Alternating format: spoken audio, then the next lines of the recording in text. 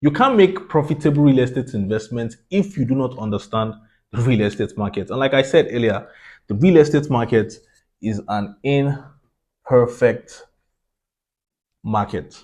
Now, what do you know about an imperfect market? Because your ability to understand the nature of this market is going to help you navigate the world of real estate profitably. Now, the first thing to know about an imperfect market is the fact that in an imperfect market, there's what we call information asymmetry.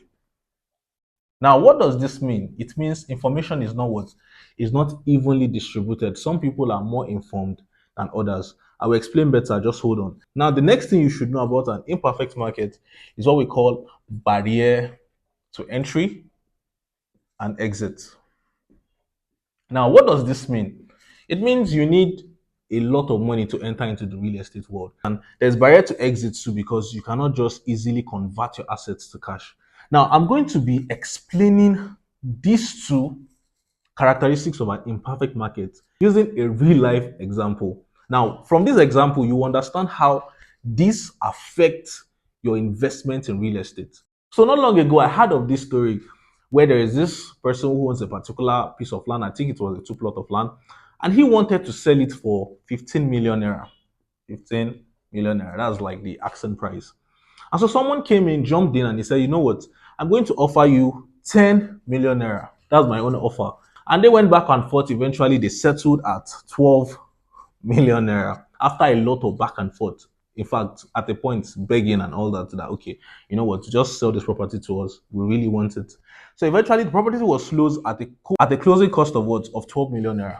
Now, this is where the story actually gets interesting. Would you believe that as soon as the transaction was complete and the handing over was done, this new buyer fenced the property and placed it back in the market for 25 million naira?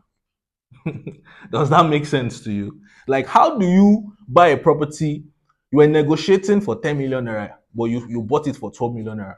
And as soon as the transaction closed, like some days later, you fenced it and you put it back in the market for 25 million naira. What's happening? What's happening here?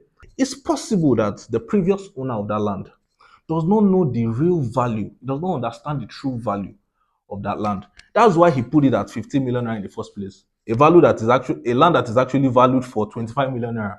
You're selling it for 15 million naira. It's possible he doesn't have adequate information about the true or intrinsic value of that land. And so another investor saw this opportunity, this lack of information, and he fed on it. And he made a lot of money by getting himself a good deal. Now, for everybody who says, when it comes to real estate, it will appreciate, you'll make your money. No, that's not a good real estate investment. Robert Kiyosaki said in his book, Retire Young, Retire Rich, you should make your profit when you buy, not when you sell. Whatever appreciation comes after is only a bonus. Now, what does that mean? If a land is valued for 25 million naira and you bought it for 12 million naira, you have already made your profit when you bought it. It's obvious. And it's that simple. Now, another possibility is what I call barrier to what? Entry and exit. It's possible that the previous owner needed quick cash. He needed money on time. He just wants to settle some bills and he doesn't have access to that cash. So he's like, okay, I know the actual value of this land is 25 million naira, but I need 50 million naira today, like right now. How can I get it? You know what? Put my property, that my land, put it on sale for 50 million naira. I just want 50 million naira. Eventually, that desperation led him to settle for 12 million naira. And he was partially happy. But guess what? Barrier to exit has favored one investor over another investor. And this was the case when the jackpot pandemic was really rampant in Nigeria. You see a lot of people selling their property for ridiculous amount of money. Why? Because they needed money to jackpot. And you realize that a lot of smart investors keyed into that season and they made a lot of money buying these properties. There are other features of an imperfect market. Another one is transactional cost. Yeah. And understanding this as an investor will also help you in making wise real estate investment choices. Now, I'm going to conclude this episode with this.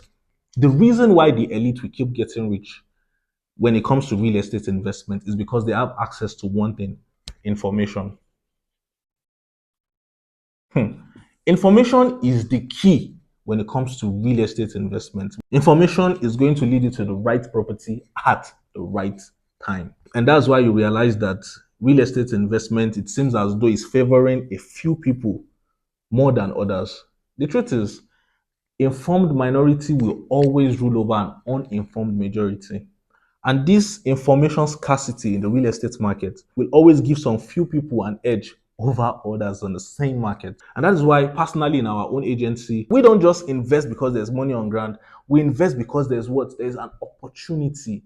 Opportunity has opened up, and we have been able to see the opportunity. And we're advising our clients, look, there's an opportunity. Key into it. Make your money now. This is the way to go about real estate. I hope you've understood that. So I'm going to be explaining more about this in the next episode. And if you're enjoying this episode, you've learned something from this episode, I hope you guys can actually subscribe to my YouTube channel, because this year we are going to be growing together. I'm not just here to say you guys should buy this land or buy that land. I want you guys to be educated about the real estate market, about how it operates, about what favors what and who favors who. The number one thing is not your money, is what you know, is who you know, is the information, is the connection.